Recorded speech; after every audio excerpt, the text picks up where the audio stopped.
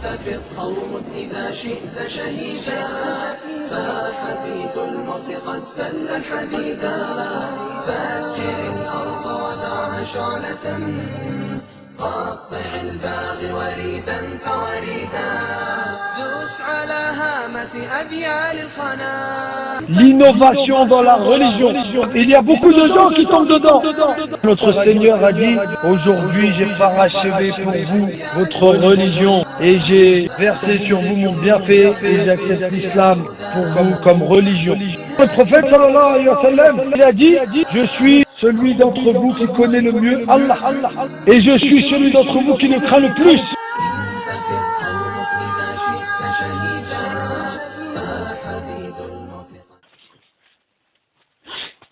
إن الحمد لله نحمده تعالى ونستعينه ونستغفره ونعوذ بالله من شرور أنفسنا ومن سيئات أعمالنا. من يهدي الله فلا مضل له ومن يضلل فلا هادي له، وأشهد أن لا إله إلا الله وحده لا شريك له، وأشهد أن محمدا عبده ورسوله. أما بعد، يا أيها الناس اتقوا ربكم الذي خلقكم من نفس واحدة وخلق منها زوجها وبأث منهما رجالا كثيرا ونساء، واتقوا الله الذي تساءلون به والأرحم عند الله كان عليكم رقيبا. يا أيها الناس، يا أيها الذين آمنوا اتقوا الله حق تقاته ولا تموتن إلا وأنتم مسلمون.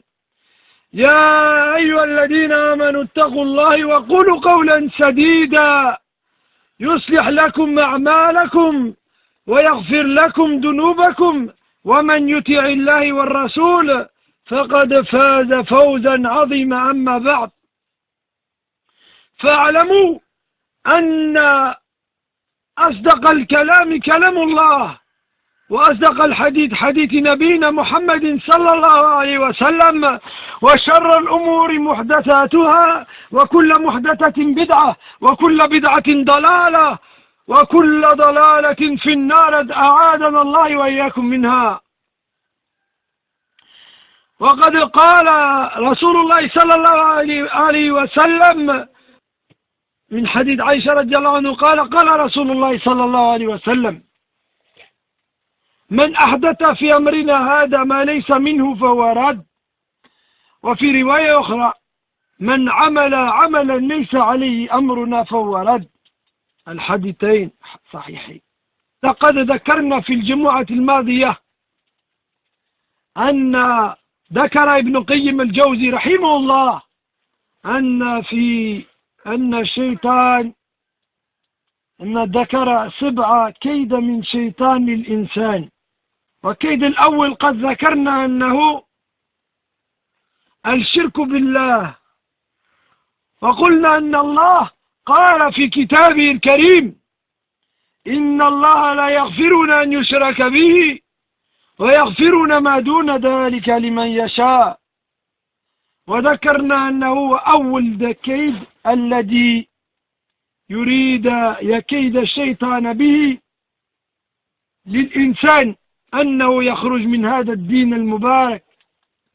واليوم وسنذكر الكيد الثاني وهو البدعة. On a rappelé le Jumu'ah dernier que d'après Ibn Qayyim al-Jawzi rahimahullah, il nous a dit qu'il y avait 7 pièges par lesquels Shaitan il essayait de piéger le serviteur afin qu'il sorte de la religion. Et parmi le premier de ces pièges, on a dit, le premier des pièges que Shaitan il essaye de faire tomber dedans le serviteur, c'est le shirk billah, l'association, la grande association par laquelle le serviteur sort de l'islam. Et on a dit qu'Allah a dit, et Allah ne pardonne pas qu'on lui associe qui que ce soit, mais il pardonne toute autre chose à qui il veut. Et aujourd'hui, on va parler du deuxième piège de Shaitan, par lequel il piège les serviteurs. Ce piège est très grave, il y a beaucoup de gens qui tombent dedans. Et ce piège est l'innovation dans la religion. L'innovation dans la religion. Apporter des nouvelles choses dans cette religion, alors qu'Allah a dit Al-yawm akmaltu lakum dinukum wa atmamtu alaykum ni'mati wa raditu lakum al-islam dina. Les gens innovent dans la religion, malgré que notre Seigneur a dit aujourd'hui j'ai parachevé pour vous votre religion et j'ai versé sur vous mon bienfait et j'accepte l'islam pour vous comme religion. Malgré ça, malgré qu'Allah il a dit qu'il avait fini la religion, qu'elle était complète et qu'il s'agissait du Coran et de la Sunna, les gens ils veulent rajouter à cela. Ils veulent innover, rajouter des nouvelles choses que le meilleur des serviteurs d'Allah, qui est Mohammed alayhi salam, il n'a pas ramené. Pensant par cela se rapprocher d'Allah. Alors, parmi les bid'ah qui sont survenus à l'époque du prophète alayhi salatu salam, on a le hadith dans lequel il y a 3 sahabis, 3 compagnons qui se sont réunis.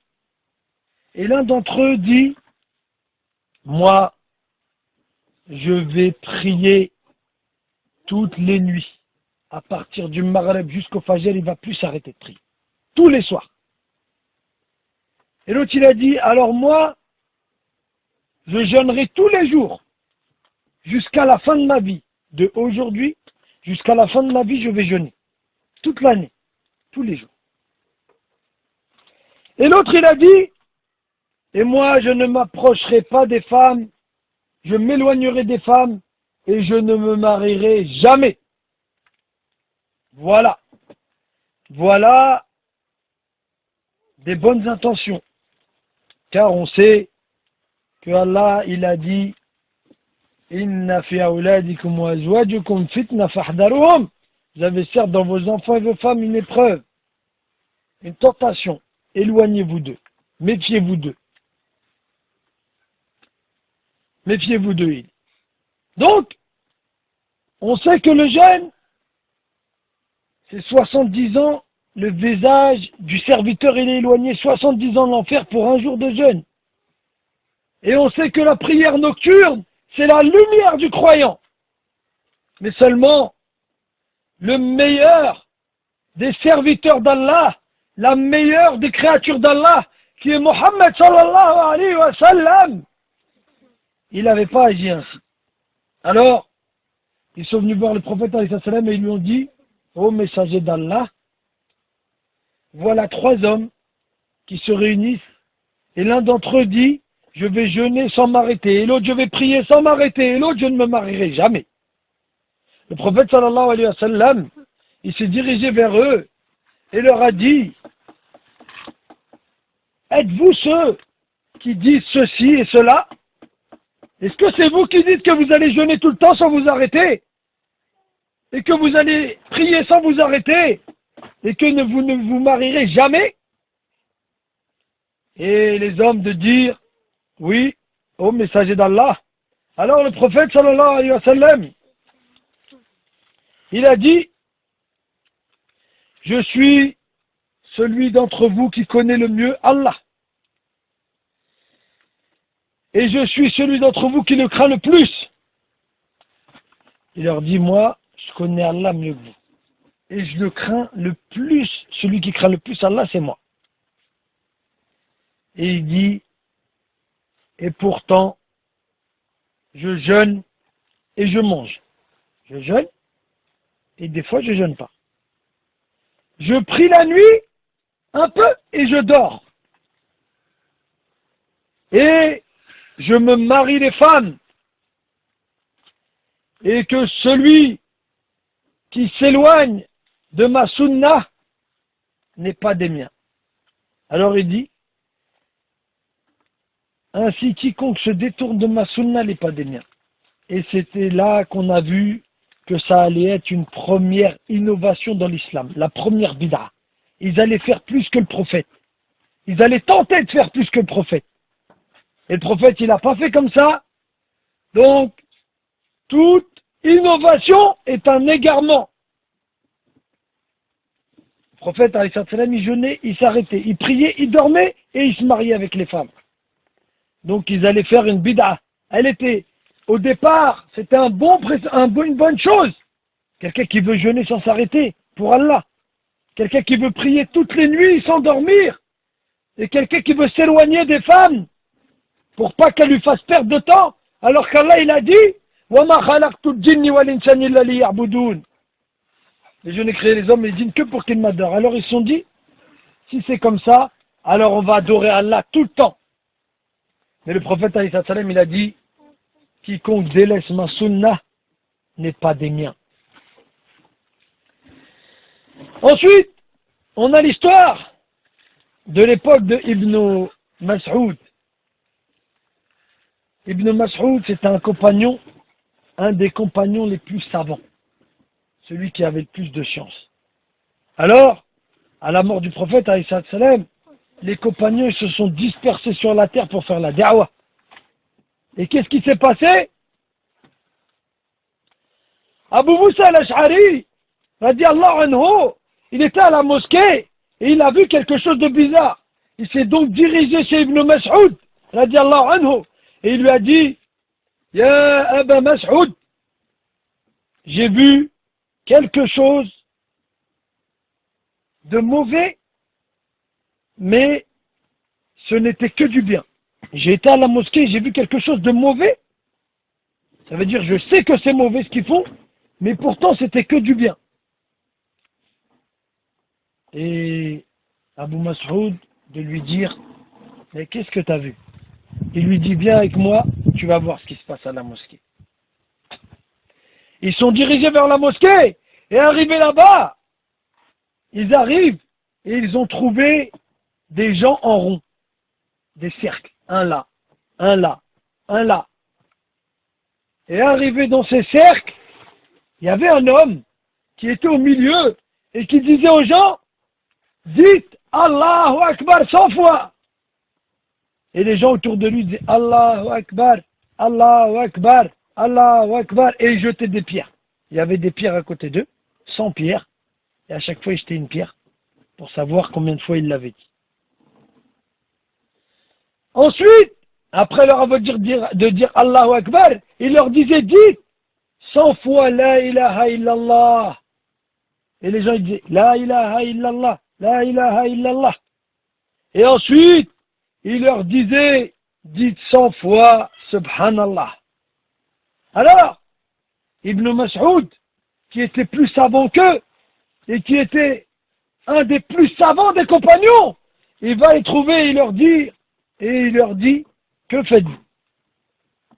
Qu'est-ce que vous faites? Et eux, ils ont dit, on a des pierres près de nous, avec lesquelles on invoque Allah. C'est-à-dire qu'on a pris ces pierres, et à chaque fois, il y en a un d'entre eux qui leur dit de dire quelque chose et ils répètent en groupe. Et là, Ibn Mas'ud, il leur a dit,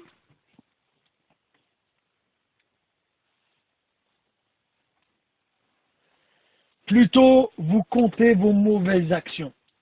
Il a dit, ces cailloux-là, vous pensez que vous comptez des bonnes choses. Mais vous êtes en train de compter des péchés. À chaque fois que vous jetez une pierre, vous êtes en train de prendre un péché. Il a dit, car je vous assure qu'aucune de vos bonnes actions ne sera perdue.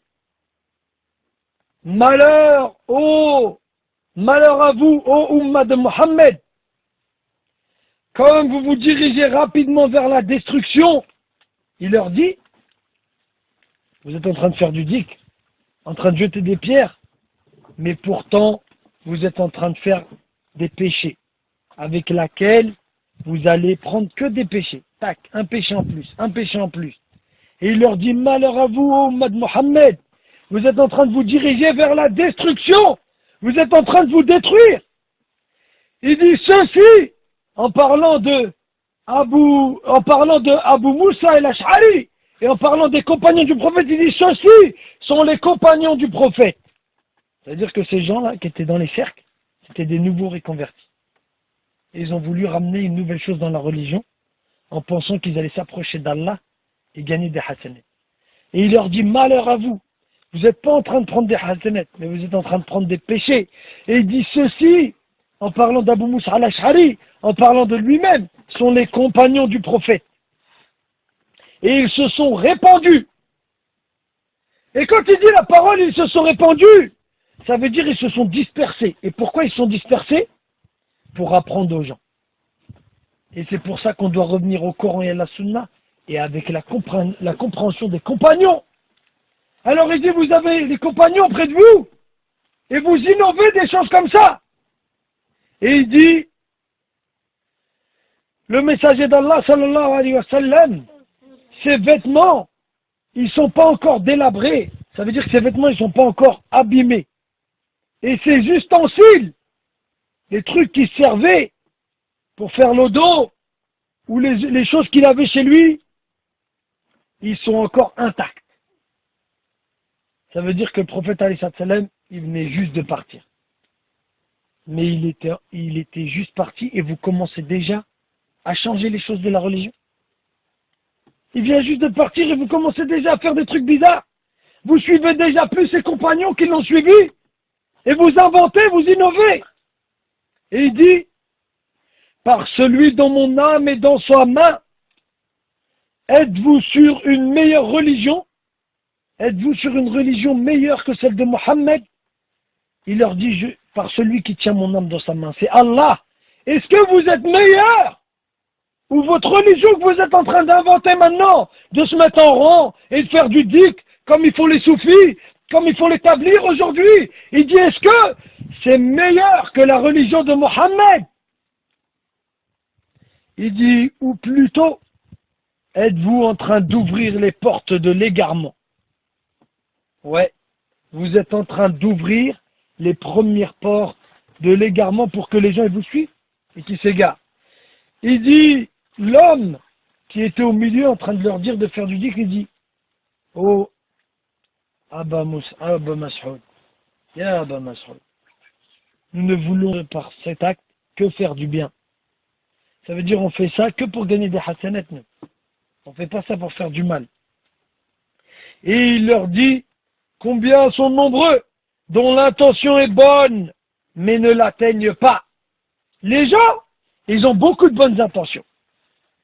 Parmi les bonnes intentions, il y avait les gens qui ont commencé avec leur main de Fatma, comme on avait déjà dit avant. Ils ont dit, nous on ne fait pas de mal. Le prophète alayhi salam, il a dit, soyez bons avec ma famille. Alors, ils ont été bons avec leur famille, ils ont commencé à être tellement bons qu'ils sont devenus des chiites. Et le chiite, il est devenu tellement bon qu'il adorait même plus Allah et qu'il a commencé à adorer Ali. Et Hassan, et Hussein, et Fatima. Tellement ils étaient bons. Ils ont été dans l'égarement. Pourquoi? Parce qu'ils ont été plus que ce qu'on leur demandait. Ils voulaient faire plus que ce qu'on leur demandait et ils ne sont pas restés sur ce qui étaient les compagnons. Sur ce à quoi s'étaient dirigés les compagnons. Et il dit, le messager d'Allah sallallahu alayhi wa sallam a dit, il y aura des gens qui réciteront le Coran, mais il ne dépassera pas leur gorge. Ça veut dire qu'ils vont passer la journée à réciter le Coran, mais il ne va pas atteindre leur cœur, et ils ne vont pas devenir des vrais croyants, et ils ne gagneront rien de tout ça. Et ensuite il dit, par Allah, je ne sais pas, mais il se peut que la plupart d'entre eux soient de vous. Et il est parti. Quand il a vu qu'ils faisaient leur bid'a et qu'il était en train de leur faire une nasiha et que les gens n'étaient pas touchés par la nasiha et qu'ils n'avaient pas l'intention encore de lâcher, alors il dit, le messager d'Allah sallallahu alayhi wa sallam, parce que l'homme au lieu de lui dire astaghfirullah, vous connaissez la dîne mieux que nous, on vous suit. Il a dit non, on fait que du bien là. On n'est pas en train de faire du mal. On veut que faire du bien par cet acte. Alors il leur dit, ouais, vous voulez faire du bien, mais sachez que le prophète alayhi salam, il a dit, il y a des gens qui vont réciter le Coran, mais ça ne dépassera pas leur gorge, ils gagneront rien avec ça. Et ensuite, il leur dit, et je ne sais pas, mais c'est possible que ce soit des gens qui descendent d'entre vous. Ça veut dire qu'ils vont suivre vos bid'ah et ils vont devenir les prochains innovateurs dont le Coran ne dépassera pas leur gorge. Ensuite, Amr ibn Salam a dit, nous avons vu la plupart de ces gens nous combattre à Nahrawan dans les rangs des Khawarij. Allahu Akbar. Il a dit, la plupart des gens qui étaient conseillés par le Ibn Mas'ud, il a dit, on les a vus après qu'ils étaient avec les Khawarij en train de tuer les musulmans. Ça a commencé d'une petite bid'a et c'est devenu une secte. Et après la secte, c'est devenu les chiens de l'enfer, comme il a dit alayhi salatu salam. Et ils ont commencé à tuer les musulmans et à devenir à faire la perversité sur la terre. Et c'est là que on les a appelés les chiens de l'enfer par rapport au hadith du prophète alayhi salatu salam.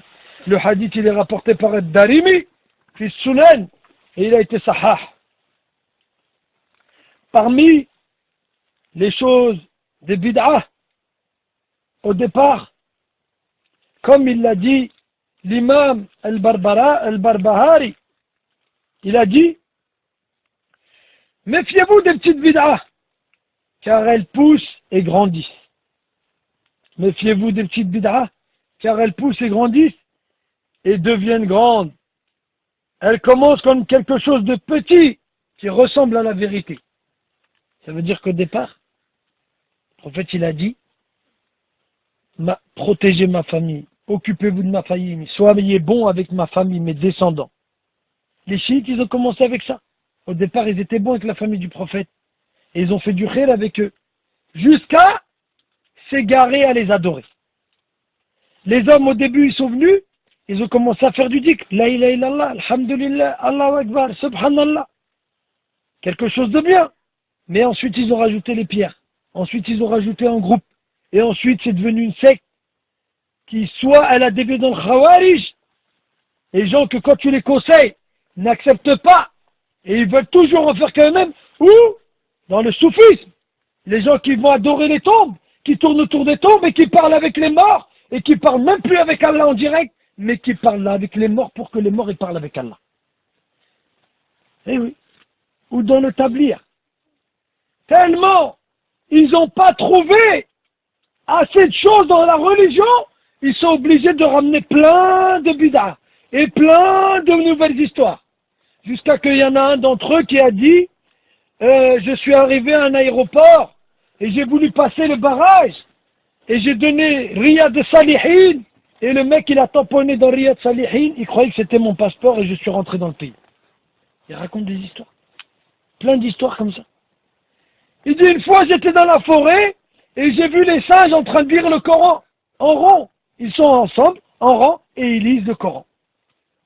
Voilà les histoires d'établir pour essayer de ramener les gens dans la religion, parce qu'ils n'ont pas trouvé assez dans le Coran et la Sunna. Qu'Allah, il y a tout ce qu'il faut dans le Coran et la Sunna, pour qu'on puisse se passer de raconter des histoires. Et il dit, ensuite, c'est pour ça que les gens qui ont suivi ces petites bid'ah, qui deviennent grandes, quand la bid'ah devient grande, elle devient un suivi. Ça veut dire qu'ils la suivent. Quand ils voient les gens de leurs ancêtres, leurs imams aller dans les tombes, au départ c'était juste pour faire des doigts. Ensuite c'est pour ressembler à eux. Ensuite c'est pour faire des statues. Et ensuite on devient mouchirik. Voilà, une petite bid'ah qui devient grande. Et c'est pour ça qu'on ne doit pas faire de bid'ah. Il dit, et c'est pour cela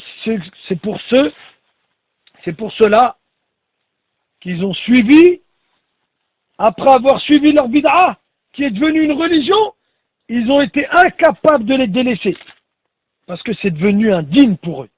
C'est devenu une religion, c'est devenu une sunna, c'est devenu une façon de vivre, de faire ces bid'a qu'ils font aujourd'hui. Comme les chiites qui se fouettent le dos pour avoir délaissé le Hussein quand il s'est fait tuer, ou comme ces gens qui vont ramper devant les tombes. C'est devenu un dîn pour eux, une religion. Ils peuvent plus se passer d'agir comme ça. Au départ, c'est un bon truc qui devient quelque chose de grave et qui fait sortir du dîn. Et il dit, ils ont été incapables de les délaisser et en ont fait leur religion. Ainsi, ils ont dévié du droit chemin et ainsi, ils ont quitté l'islam. Hada walhamdulillahi rabbil alamin.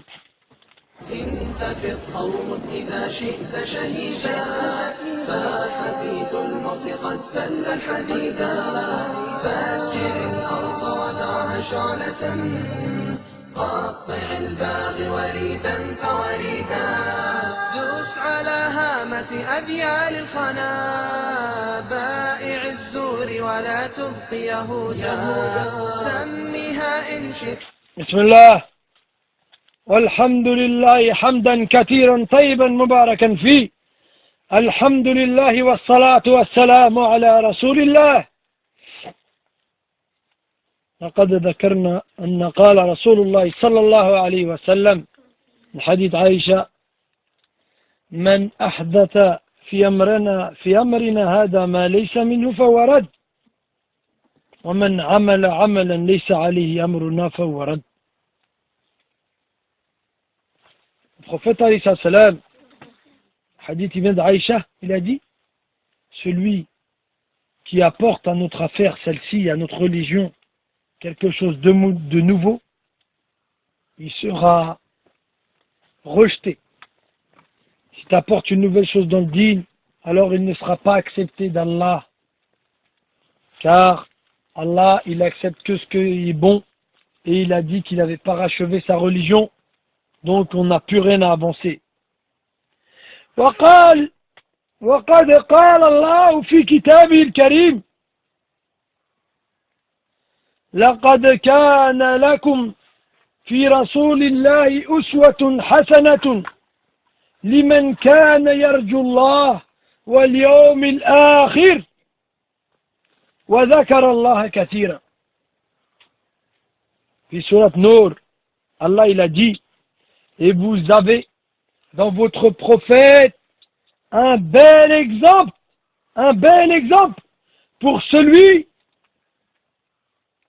qui croit en Allah et au jour dernier et qui invoque Allah fréquemment. Et Allah il a dit dans son livre: فَمَنِ اتَّبَعَ هُدَايَ فَلَا يَضِلُّ وَلَا يَشْقَى. Dans la sourate Taha, Allah il dit: et celui qui suit ma guidée ne s'égarera pas ni ne sera malheureux. Alhamdulillah, la sunna elle est présente. Le Coran il est là. Les savants il y en a encore. Alhamdulillahi rabbil alamin.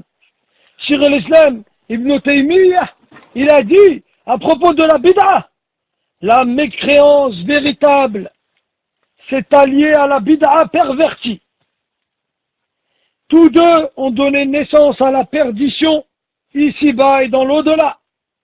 C'est pourquoi il faut s'accrocher à la sunna du prophète sallallahu alayhi wa sallam avec la compréhension des compagnons et des pieux prédécesseurs et des imams bien guidés qui ont suivi leur chemin.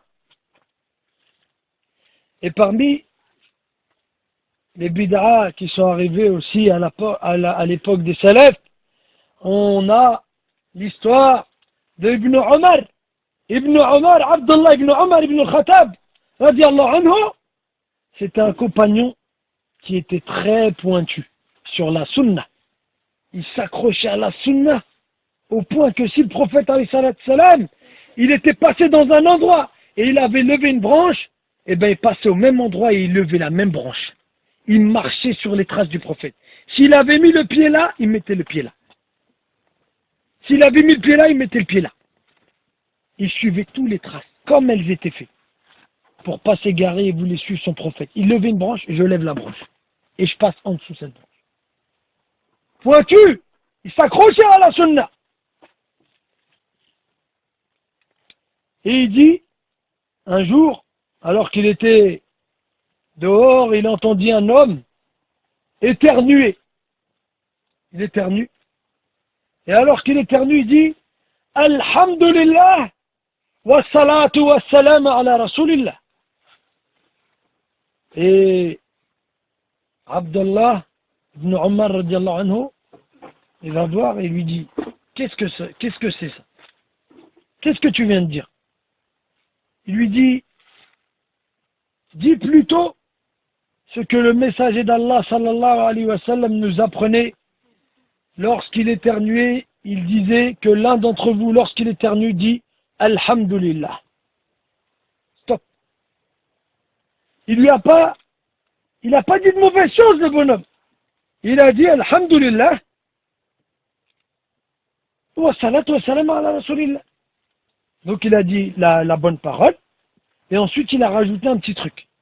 Et il dit, et que la prière, et que la paix, et la bénédiction, que la paix, que le salut et la paix soient sur Mohammed alayhi salam, après avoir dit Alhamdulillah. C'est pas mauvais. Nous, quand on va le voir d'ici, on dit, c'est rien. Alhamdulillah, il a dit Alhamdulillah, et en plus il a rajouté un petit truc. Non. Man, Rasul alayhi salam, il a dit, celui, man, ahdasa, fi amrina hada, ma laysa minhu, fahuwa rad. Celui qui rapporte dans notre affaire-ci, dans notre sunna, dans notre religion, quelque chose qui n'en fait pas partie, ça veut dire que le prophète, il n'a pas dit. Alors, il sera rejeté. Même si c'est bon, il sera rejeté. Car, pensant que c'est bon, ce qui est bon n'est pas bon. Parce que le prophète, il l'a pas fait. Vous avez, Allah, il a dit, vous avez dans votre prophète un bon modèle à suivre pour ceux qui croient en Allah et au jour dernier. Ça veut dire on le suit, mais on ne le double pas, on ne passe pas devant lui en essayant de rajouter ou d'aller plus vite. Non, on suit. Allah, il n'a pas dit essayez de doubler ou essayez de faire plus. Non. Il a dit, vous avez dans votre prophète un bon exemple, suivez-le. Mais il n'a pas dit de rajouter.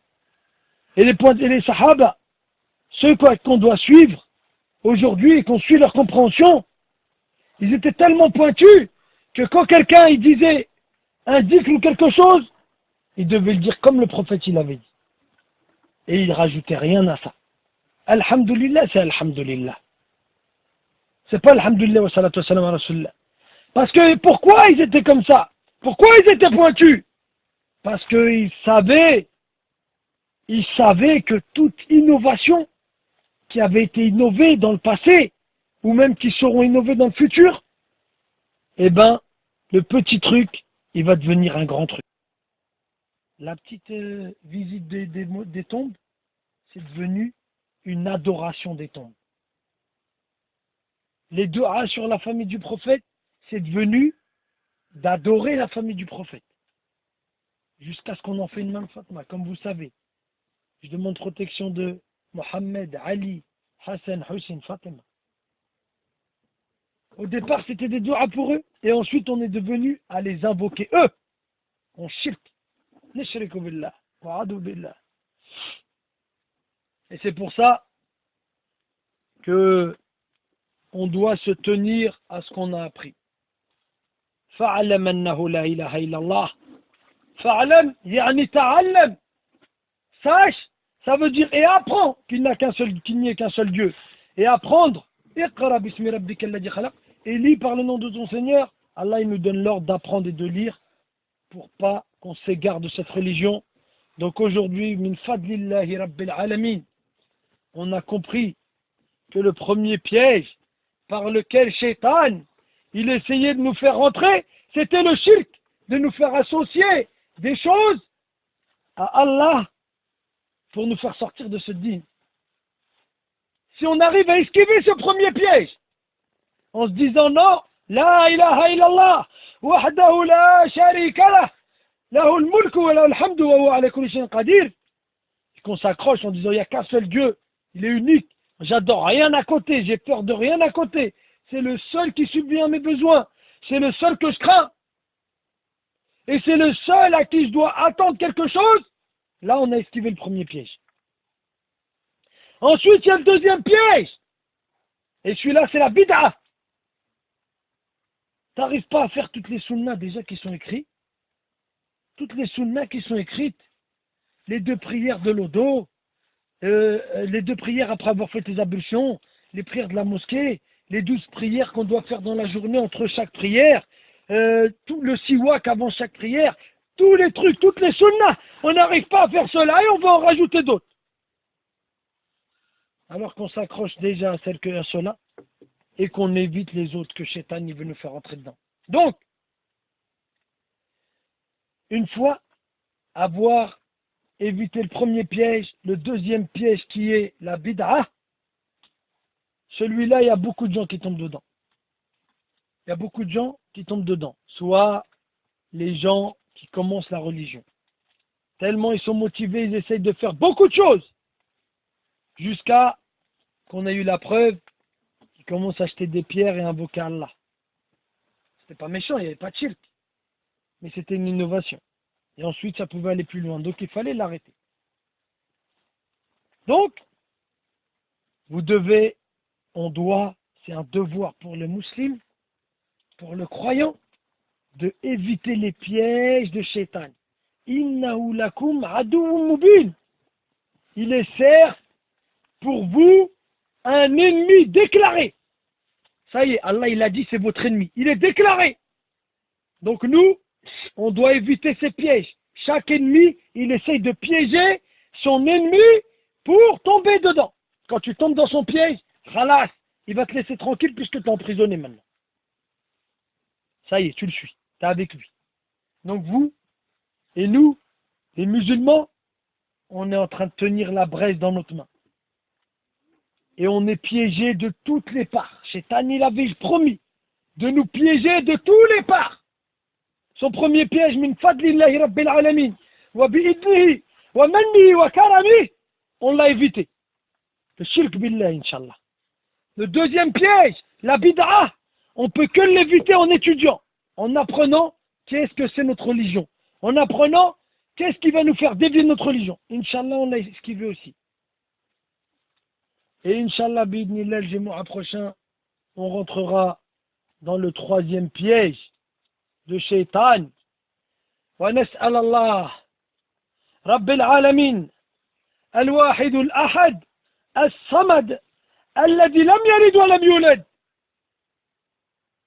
أن يبعد بيننا وبين كيد الشيطان كما بعد بين المشرق والمغرب. وأسأله رب العالمين بكل اسم هو له سمى به نفسه أو أنزله في كتابه أن يجعل القرآن العظيم ربيع قلوبنا ونور صدورنا وجلاء أحزاننا وذهاب همومنا وغمومنا. اللهم أرنا الحق حقا وارزقنا اتباعه وأرنا الباطل باطلا وارزقنا اجتنابه. هذا وصلوا وسلموا على خاتم النبيين والمرسلين نبينا محمد صلى الله عليه وسلم والحمد لله رب العالمين. انتفض قوم إذا شئت شهيدا فحديد الموت قد فل الحديدا فجر الأرض ودعها شعلة قطع الباغي وريدا فوريدا دوس على هامة أبيال الخنا بائع الزور.